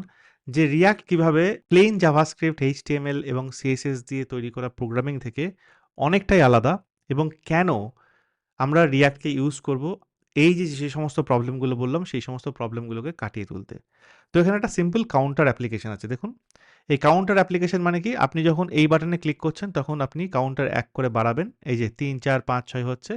আবার যখন আপনি এইখানে ক্লিক করছেন, আপনি এটাকে কমাবেন। আপনি যদি এইখানে ক্লিক করেন, এই কাউন্টারের ভ্যালু কিন্তু কমবে না। দেখুন ৫ এর ভ্যালু কমছে না। এখানে নতুন করে ভ্যালু -1, -2 হচ্ছে। আপনি যখন এখানে আবার ইনক্রিমেন্ট করছেন, এ কিন্তু এইগুলোকে বাড়াবে না। এর পাশে যেটা আছে সেটাকে বাড়াবে। তার মানে এই প্রত্যেকটা কাউন্টার যেটার ইনক্রিমেন্ট, ডিক্রিমেন্ট এবং একটা লেভেল আছে, এই প্রত্যেকটা জিনিস কিন্তু একে অপরের থেকে আলাদা। প্রত্যেকটা হচ্ছে ডিফারেন্ট জিনিস, যেটা তাদের নিজস্ব কাজগুলো করছে। এই যে জিনিসটা, এই ডিক্রিমেন্ট, এই ইনক্রিমেন্ট এবং মধ্যেখানে যে ভ্যালু দেখানোর যে লেভেলটা, এই পুরো জিনিসটাকে আমরা ভাবতে পারি একটা কম্পোনেন্ট হিসাবে। এই পুরো জিনিসটাকে আমরা ভাবতে পারি কম্পোনেন্ট হিসাবে। এটাকে বলা হচ্ছে কম্পোনেন্ট। কম্পোনেন্ট জিনিসটা কি? যদিও আমরা বিশদে কম্পোনেন্ট সম্পর্কে শিখব, বাট এক কথায় বলতে গেলে কম্পোনেন্ট এমন একটা জিনিস যে একটা কাজ করে এবং সেই কাজটাকে সে পরিপূর্ণভাবে করে। তার মধ্যে তার নিজস্ব ইউআই বিহেভিয়ার থাকে। ইউআই বিহেভিয়ার মানে তার নিজস্ব বাটন, নিজস্ব টেক্সট এরিয়া, নিজস্ব লেবেল, এই সমস্তগুলো থাকে। নিজস্ব ইন্টারঅ্যাকশন থাকে। ইন্টারঅ্যাকশন মানে এই যে বাটনে আমি ক্লিক করছি, এই যে বাড়ছে ভ্যালু, এই যে বাড়ছে কমছে ভ্যালু, এই যে এই ইন্টারঅ্যাকশন পয়েন্ট, নিজস্ব ইন্টারঅ্যাকশন পয়েন্ট থাকে। নিজস্ব স্টেট থাকে। স্টেট মানে হচ্ছে ওই পার্টিকুলার কম্পোনেন্টের যে কম্পোনেন্টটা যে ভ্যালুটা নিয়ে ডিল করছে। এই ক্ষেত্রে কম্পোনেন্টের ভ্যালুটা হচ্ছে এই যে কাউন্টারের ভ্যালু, যেটাকে আমি বাড়াচ্ছি এ বাড়ছে, যেটাকে আমি কমাচ্ছি এ কমছে। এই যে ভ্যালুটা, এই ভ্যালুটা ধরে নিন এই কম্পোনেন্টের একটা স্টেট। কাউন্টারের যে ভ্যালুটা সেটা হচ্ছে এই পার্টিকুলার কম্পোনেন্টের একটা স্টেট এবং নিজস্ব স্টাইলকে মেনটেন করে। তার মানে এই কম্পোনেন্টের মধ্যে আমি এমনভাবে স্টাইল করতে পারি যাতে ডিক্রিমেন্টটা সবসময় বাঁ দিকে থাকবে, ইনক্রিমেন্টটা সবসময় ডান দিকে থাকবে। ডিক্রিমেন্ট আর ইনক্রিমেন্টের মধ্যে একখানা লেবেল দেখানো হবে, এইটুকু, ঠিক আছে? তার মানে এই একটা পুরো কম্পোনেন্ট যার মধ্যে স্টেট ভ্যালু আছে, যার মধ্যে তার এইচটিএমএল আছে, যার মধ্যে তার ইন্টারাকশন আছে, যার মধ্যে তার স্টাইল আছে। তার মানে কম্পোনেন্ট এই একটা জিনিস। আরও একটা কাজ করে, একটা কাজ খুব ভালোভাবে করে। এক্ষেত্রে কাজ কি? যে কাউন্টারের ভ্যালুকে বাড়ানো কমানো। কাউন্টারের ভ্যালুকে বাড়াতে পারে, কাউন্টারের ভ্যালুকে কমাতে পারে। মানে কাউন্টারের ভ্যালুকে মডিফাই করাটা হচ্ছে ওর একটা কাজ, সেটা বাড়তে পারে, কমতে পারে। হলো? তো এই হচ্ছে আবার কম্পোনেন্টের ডেফিনিশন। তো এই পুরো জিনিসটাকে এখন জাভাস্ক্রিপ্টে, এইচটিএমএল এ অ্যান্ড সিএসএস এ লেখা হয়েছে। তাহলে আমি চলে যাই হচ্ছে আমার কোডে এবং গিয়ে প্রথম আমি খুলে নিই counter.html। counter.html এ যদি আসি, দেখুন বিশেষ কিছু নেই। যারা জাভাস্ক্রিপ্ট অলরেডি জানেন তারা এই কোডটাকে খুব ভালোভাবে বুঝে যাবেন। তাও আমি এক্সপ্লেন করব। যারা জাভাস্ক্রিপ্টকে খুব ভালোভাবে শেখেননি এখন ডাইরেক্টলি রিঅ্যাক্টে আসছেন, যে জিনিসগুলো আমি জাভাস্ক্রিপ্টে উল্লেখ করছি সেই জিনিসগুলোকে আপনাকে প্যারালালি শিখতে হবে। তাহলেই আপনি রিঅ্যাক্টে ইন্টারেস্ট পাবেন। যদি জাভাস্ক্রিপ্টকে পুরোপুরি স্কিপ করে আপনি রিঅ্যাক্ট দিয়ে শুরু করেন ডাইরেক্টলি, সেকেন্ড, থার্ড ভিডিওতে আপনি আমার ভিডিও বন্ধ করে দেবেন। আপনি আমার চ্যানেলে আসবেন না রিঅ্যাক্ট শেখার জন্য। আমি এর গ্যারান্টি দিয়ে বলতে পারি। তো যদি আপনার কষ্টও হয় বুঝতে যে আমি জাভাস্ক্রিপ্ট এতটা ভালো না, দাদা কি বলছে আমি এটা বুঝতে পারিনি, আপনি গিয়ে সেই জিনিসটাকে সার্চ করবেন, পড়বেন। তারপরে আপনি ভিডিও দেখবেন রিঅ্যাক্টে এসে। প্রত্যেকটা জায়গাতে এরকম। আর আপনি যদি জাভাস্ক্রিপ্ট অলরেডি জানেন, মানে খুব ভালোভাবে জানতে হবে এরকম ব্যাপার নেই।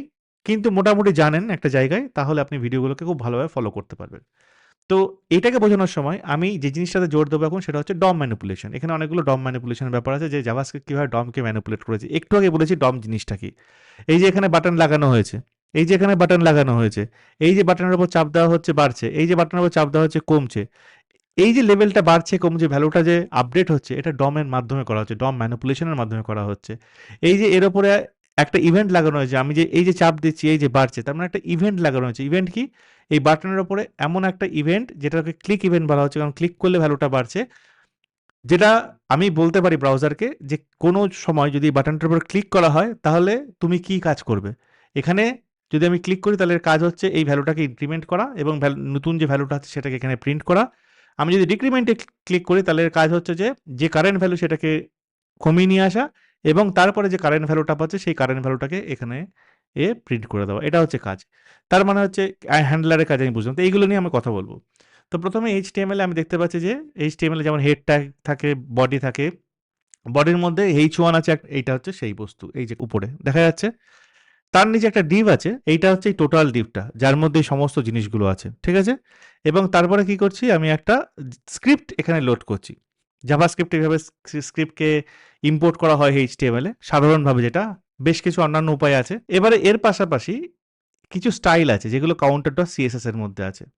সেই স্টাইলগুলো মানে বাটনকে আমি এভাবে স্টাইল করব। বাটনের উপরে হোভার হলে যদি এই যে একটু চেঞ্জ হচ্ছে, সেই বাটনের হোভারের উপরে ব্যাকগ্রাউন্ড কালার কি হবে, এই স্প্যানের এই যে স্প্যানের মধ্যে কাউন্টারের ভ্যালুটা রাখা হয়েছে সেই স্প্যানের কিরকম স্টাইল হবে, এই যে টোটাল যে ডিপটা, এই ডিপটা একটা কন্টেনারের মধ্যে আছে, রাইট? ওকে, তাহলে এই সিএসএস এর পরে এবার আমি গিয়ে দেখবো সেই জেএসটাকে আমি ইম্পোর্ট করেছি হচ্ছে আমার এইচটিএমএল এর মধ্যে। এইখানে আমি দেখবো যে অনেক কোড, দেখুন অনেক কোড, এবং কোডগুলো কি আছে। প্রথমে আমি কাউন্টারকে ক্রিয়েট করছি এবং কাউন্টারকে ক্রিয়েট করার জন্য আমি প্রথমে একটা ডিভ ক্রিয়েট করছি। ডিভ ক্রিয়েট করার পরে এই যে ভ্যালু যেটা এখানে দেখানো হবে সেই ভ্যালুটার জন্য একটা ভেরিয়েবল ক্রিয়েট করছি এবং যখনই আমি ইনক্রিমেন্ট করব সেই ভ্যালুটাকে আমি ইনক্রিমেন্ট করছি। ইনক্রিমেন্ট করে এই যে কাউন্ট ডিসপ্লে যেটা আছে সেটা হচ্ছে এইটা, এইখানে টেক্সট কন্টেন্টে কাউন্টের যে কারেন্ট ভ্যালু সেটাকে দিয়ে দিচ্ছি। ডিক্রিমেন্ট করলে আমি সেটাকে মাইনাস করছি, তার যে কারেন্ট ভ্যালুটা সেটা টেক্সট কন্টেন্টের উপরে এসে দিচ্ছি। এই ব্যাপার স্যাপারগুলো আমি করতে পারছি, তাই তো? এই ব্যাপার স্যাপারগুলো সব জায়গাতে হচ্ছে। এবং তারপরে ডমের যে নিয়ম, যে আমাকে এক একটা করে চাইল্ড এলিমেন্ট অ্যাড করে তার ডমের স্ট্রাকচারটা বানাতে হয়, সেরকমভাবে আমি এখানে স্ট্রাকচারটা বানাচ্ছি। তারপরে এই ক্রিয়েট কন্টেনার, এই যে জিনিসটাকে আমি ৩ বার কল করছি ফর লুপে। 1, 2, 3 ৩ বার ঘোরাচ্ছি, এই জন্য এটাকে ৩ বার এখানে অ্যাড হয়েছে। আমি যদি এটাকে ৫ করে দিই তাহলে আমি ৫ খানা কন্টেনার পাবো। ঠিক আছে? এটা হচ্ছে ব্যাপার। তার মানে আমি এখানে একটা রিইউজেবল একটা জিনিস তৈরি করার চেষ্টা করেছি এবং সেই জিনিসটাকে আমার যতবার খুশি আমি ততবার খুশি এখানে ইউজ করতে পেরেছি। কিন্তু এখানে কতগুলো প্রবলেম আছে সেগুলোকে আমি একটু বোঝার চেষ্টা করি। প্রথম হচ্ছে আমি DOM ডাইরেক্টলি ম্যানিপুলেট করছি। DOM ম্যানিপুলেশন ডাইরেক্টলি করা ইজ নট গুড, কারণ এটা স্লো। প্রথম কথা। দ্বিতীয় কথা, আমি এখানে যে সমস্ত ইভেন্টগুলোকে হ্যান্ডেল করেছি, এই যে ইভেন্ট হ্যান্ডলার, এখানে এই যে ক্রিয়েট কাউন্টার, এই জিনিসটা আমি এখানে ইউজ করেছি, এই জিনিসটাকে শুধুমাত্র এই পার্টিকুলার ফাইলে ইউজ করা যাবে। তার কারণ হচ্ছে এটাকে বাইরে এই অ্যাপ্লিকেশনটা, ধরুন ৩-৪টে পেজ আছে এই অ্যাপ্লিকেশনে, আমি চতুর্থ পেজে আবার এই কাউন্টারটাকে ইউজ করতে চাই, আমি সরাসরি এটাকে এভাবে ইউজ করতে পারবো না। আমাকে আমার যে অ্যাপ্লিকেশন আছে সেটাকে মডিউলে ভাঙতে হবে। মডিউলে ভেঙে এই পার্টিকুলার ফাংশনটাকে এখান থেকে এক্সপোর্ট করতে হবে, করে সেখানে গিয়ে আমাকে ইম্পোর্ট করতে হবে এবং আমাকে সেই এক্সপোর্ট ইম্পোর্টটাকে চালু করার জন্য বেশ কিছু জিনিসপত্র আমার অ্যাপ্লিকেশনে লাগবে। যেটা আমি প্রথমে বলেছিলাম যে একটা অ্যাপ্লিকেশনকে, একটা প্লেইন ওল্ড জাভাস্ক্রিপ্ট অ্যাপ্লিকেশনকে পুরোপুরি মডুলার করার জন্য আমাদের বিশেষ কিছু কাজের দরকার। কিন্তু আমরা যদি রিঅ্যাক্ট ইউজ করি তাহলে সেই জিনিসটা আমার কাছে সরাসরি আসছে, সেই মডুলারিটিটা সরাসরি আসছে। আর সেকেন্ড জিনিস হচ্ছে আমি যদি একবার এই কাউন্টার কম্পোনেন্টটা রিয়াক্টে তৈরি করে দিতে পারি, তাহলে অ্যাপ্লিকেশনের যে কোনো জায়গাতে গিয়ে আমি এই কাউন্টার কম্পোনেন্টটাকে ইউজ করতে পারবো। শুধুমাত্র যে এই ফাইলের মধ্যে গিয়ে আমি এই কাউন্টার কম্পোনেন্টটাকে ইউজ করতে পারবো বারবার, এইটা নয়। এবং লাস্ট যে গুরুত্বপূর্ণ জিনিস সেটা হচ্ছে, যখন আমরা এই যে ডিএক্স যে কথাটা বলছিলাম, ডেভেলপার এক্সপিরিয়েন্সের যে কথাটা বলছিলাম, সেটা হচ্ছে যে আমরা যখন একটা প্রজেক্টে কাজ করছি, আমরা কখনোই চাইবো না যে 4 জন ডেভেলপার একটা প্রজেক্টে একটা ফাইলের উপরে কাজ করুক। তাতে প্রবলেম কী হবে? আমি টুক করে একটা লাইন লিখলাম, আপনি তার পরের লাইনটা টুক করে লিখলেন, তৃতীয় জন এসে ওই লাইনটাকে মডিফাই করে দিল। আমরা যখন সবাই মিলে আমাদের কোড চেঞ্জেসটাকে কোনো একটা সোর্স কোড রিপোজিটরিতে দিতে যাচ্ছি, যেমন ধরুন গিটহাবে, দাম সবাই মার্জ কনফ্লিক্ট। বিরাট বড় প্রবলেম। মার্জ কনফ্লিক্ট রেজলিউশন করা আর হচ্ছে জঙ্গলে গিয়ে বাঘ মারা একই রকম ব্যাপার। তো এটা আমরা কখনোই চাইবো না। জাভাস্ক্রিপ্ট, প্লেন জাভাস্ক্রিপ্ট অ্যাপ্লিকেশনের ক্ষেত্রে কিন্তু এর চান্সেসটা অনেক বেশি। তার কারণ হচ্ছে মোস্ট অফ দ্য কোড যেগুলো আপনি লিখবেন সেগুলো হয়তো কম্পোনেন্ট আকারে বা মডিউল আকারে আপনি লেখেননি। একই ফাইলের মধ্যে সমস্ত জিনিস ঠুসে ভরা আছে এবং সেই ফাইলের মধ্যে গিয়ে সবাই সব কিছু চেঞ্জ করছে, এবং তখন আপনাকে চিন্তা করতে হবে যে আপনি কীভাবে মার্জ কনফ্লিক্ট রেজলিউশন করছেন, এই সমস্ত জিনিসগুলো। কিন্তু রিয়াক্টের ক্ষেত্রে যে ফিলোসফিটা আমরা ইউজ করবো প্রথম থেকেই, নেক্সট ভিডিও থেকে আমরা দেখবো যখন থেকে আমরা কোড করব, সেটা হচ্ছে একটা কম্পোনেন্ট আর্কিটেকচার। প্রত্যেকটা জিনিসকে ছোট ছোট ছোট ছোট করে কম্পোনেন্টে ভেঙে নেওয়া, যাতে তাপস ভাই একটা কম্পোনেন্টের উপর কাজ করছে, অন্য একটা ভাই অন্য একটা কম্পোনেন্টের উপর কাজ করছে, আর একটা ভাই আর একটা কম্পোনেন্টের উপর কাজ করছে। তার মানে একটা বড় ইউআইকে যদি 5টা কম্পোনেন্টে ভাঙা হয়, আমার কাছে অপরচুনিটিটা আছে যে 3টে বা 4টে ডেভেলপার ওই 5টা কম্পোনেন্ট নিজেদের মধ্যে নিয়ে নিজেদের মতো করে কাজ করতে পারবে, না কোনো মার্জ কনফ্লিক্ট আছে না কিছু আছে। তো আমরা independently as a developer experience আমাদের জন্য অনেক অনেক বেশি উন্নত এবং অনেক অনেক বেশি ভালো। তো এই সমস্ত বিষয়ের জন্য আমরা কিন্তু প্লেন জাভাস্ক্রিপ্ট এইচটিএমএল এবং সিএসএস দিয়ে আমরা এখন আর ডেভেলপমেন্ট করি না। আমরা চাই যে এই সমস্ত ডিসঅ্যাডভান্টেজ যেগুলো নিয়ে আমরা কথা বললাম, সেই ডিসঅ্যাডভান্টেজগুলোকে আমরা কাটিয়ে উঠি এবং আমাদের অ্যাপ্লিকেশন যাতে ফাস্ট হয়, আমরা তাড়াতাড়ি ডেলিভার করতে পারি, সেই জন্য আমরা রিয়াক্টের মতো একটা লাইব্রেরি বা অন্যান্য ফ্রেমওয়ার্কের দিকে ঝুঁকি। তার মানে কি আমরা জাভাস্ক্রিপ্ট, এইচটিএমএল, সিএসএস এইগুলোকে বিসর্জন দেবো? না। আমরা দেখবো এক্ষুনি যে সেম অ্যাপ্লিকেশনটা যখন আমি রিয়াক্টে দেখাবো, সেই অ্যাপ্লিকেশনটা কিন্তু জাভাস্ক্রিপ্ট, এইচটিএমএল এবং সিএসএস এই 3টে জিনিসকে ইউজ করেছে, কিন্তু একটু স্মার্টলি। এবারে সেম অ্যাপ্লিকেশনটা রিয়াক্টে লেখা, শুধুমাত্র এইটুকুনি, আর কিছু নেই। তো যারা ফার্স্ট টাইম রিয়াক্ট দেখছেন, তারা অলরেডি কম্পেয়ার করতে পারছেন যে জাভাস্ক্রিপ্টে এত কিছু আমি লিখেছিলাম, এত কিছু আমি করেছিলাম, কিন্তু রিয়াক্টে শুধুমাত্র এইটুকু। কিন্তু এইটুকুর মধ্যে অনেক কিছু বোঝার আছে, যেগুলো আমরা বুঝবো। কিন্তু যে জিনিসটাতে এখন আমরা উল্লেখযোগ্যভাবে পয়েন্ট করতে চলেছি, সেটা হচ্ছে less number of code, less number of lines of code. আমরা খুব খুব কম লাইনের কোড রেখেছি, যেটা জাভাস্ক্রিপ্ট লেখা হয়েছিল তার পরিপ্রেক্ষিতে। দ্বিতীয় কথা হচ্ছে যে এখানেও কিন্তু এইচটিএমএল এর মতো একটা সিনট্যাক্স আছে। এখানেও ডিভ ইউজ করা হচ্ছে, বাটন ইউজ করা হচ্ছে, স্প্যান ইউজ করা হচ্ছে, যেরকম আমরা এইচটিএমএল এ করেছি বা এইচটিএমএল এ করি। তার মানে এইচটিএমএল থেকে আমরা সরে যাইনি। সেকেন্ড, এখানেও কিন্তু অন ক্লিক ইউজ করা হয়েছে, তার মানে হচ্ছে আমরা ইন্টারাকশন থেকে সরে যাইনি। এখানে ফাংশন ইউজ করা হয়েছে, সেট কাউন্টের মধ্যে কাউন্ট -1, সেট কাউন্টের মধ্যে কাউন্ট +1 করা হয়েছে, যেটা পিওর জাভাস্ক্রিপ্টের থিং। তার মানে আমরা জাভাস্ক্রিপ্ট থেকেও সরে যাইনি। প্লাস এখানে সিএসএসকে ইম্পোর্ট করা হয়েছে, সেম সিএসএস ফাইলই এখানে ইউজ করা হয়েছে, এবং সেই সিএসএস ফাইলকে এই পার্টিকুলার যে রিয়াক্টের ফাইল সেখানে ইউজ করা হয়েছে। তার মানে আমরা সিএসএস থেকেও সরে যাইনি। এই সমস্ত জিনিসকে মাথায় রেখেই আমরা আমাদের কোডকে কমিয়েছি। সেটা প্রথম কথা, সেটা ভিজিবলি দেখা যাচ্ছে। যে জিনিসটা ভিজিবল দেখা যাচ্ছে না সেটা হচ্ছে, যখন এই পার্টিকুলার কোডটা ব্রাউজারে রান হচ্ছে, এ ডাইরেক্টলি ডম ম্যানিপুলেশন করে না। এ ডমকে ম্যানিপুলেট করার আগে অনেক কিছু জিনিস চিন্তা ভাবনা করে, অনেক কিছু নিজস্ব লজিক এবং অ্যালগরিদম লাগায়, তারপরে ও ডমকে ম্যানিপুলেট করে। যখন আমরা জাভাস্ক্রিপ্ট দিয়ে ডমকে ম্যানিপুলেট করি, তখন চান্সেস থাকে যে হয়তো যে অংশটা ডমের ম্যানিপুলেশনের পরে আপডেট করা লাগবে না, আমরা তাও সেটাকে আপডেট করছি। কিন্তু রিয়াক্ট নিজে থেকে নিজের বুদ্ধি দিয়ে বুঝতে পারে যে কোথায় এক্স্যাক্টলি, কোথায় ওই টাইনি স্মল জায়গাতে শুধুমাত্র আমাকে ডমটাকে আপডেট করতে হবে, বাকি জিনিসগুলোকে আমার আপডেট না করলেও হবে। তার কারণ হচ্ছে সেখানে কোনো কিছু চেঞ্জ হয়নি, শুধুমাত্র যেখানে চেঞ্জ হচ্ছে শুধুমাত্র সেই বিন্দুতে গিয়ে আমি আপডেট করব। তো এই যে পাওয়ার, এই যে শক্তিটা, এইটার জন্য কিন্তু আমার অ্যাপ্লিকেশন অনেক বেশি ফাস্ট। আজকে একটা কাউন্টারের ভ্যালু 5 থেকে 6, জাস্ট 5 থেকে 6 হয়েছে, ওই কাউন্টারের ভ্যালু শুধু 5 থেকে 6 গিয়েই আমি আপডেট করব, কারণ শুধুমাত্র ওইটুকু জায়গায় চেঞ্জ হয়েছে, বাদ বাকি অ্যাপ্লিকেশনের কোনো জায়গায় চেঞ্জ হয়নি। তো বাদ বাকি অ্যাপ্লিকেশনকে আমি আপডেট করব না, তার ডমকে আমি আপডেট করব না। এই পাওয়ারটা রিয়াক্টের কাছে আছে, যেটা প্লেন জাভাস্ক্রিপ্ট দিয়ে করার সময় হয়তো আমাদের অনেক ক্ষেত্রে মিস্টেক হতে পারে। তো এই জন্যেই রিয়াক্ট, এই জন্যেই why React and why we should learn React. তাহলে আশা করি আপনি বুঝতে পারলেন যে why React, why you need to learn React, কেন শিখবেন রিয়াক্ট।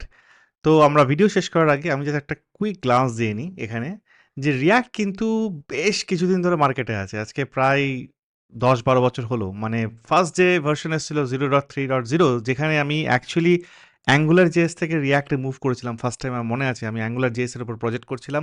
সেই টাইমে React এসেছিল এবং React কে আমরা অ্যাজ এ POC ট্রাই করছিলাম। আমাদের যে স্টেক হোল্ডার ছিল আমাদের মানে অফিসের যারা বস ছিল তাদের বোঝাচ্ছিলাম যে এরকম React নামে কিছু একটা এসছে। এটা খুব ভালো আমাদের জন্য দারুণ একটা ব্যাপার হবে। আ যেহেতু নতুন ছিল অনেকে হয়তো বুঝতে চায়নি।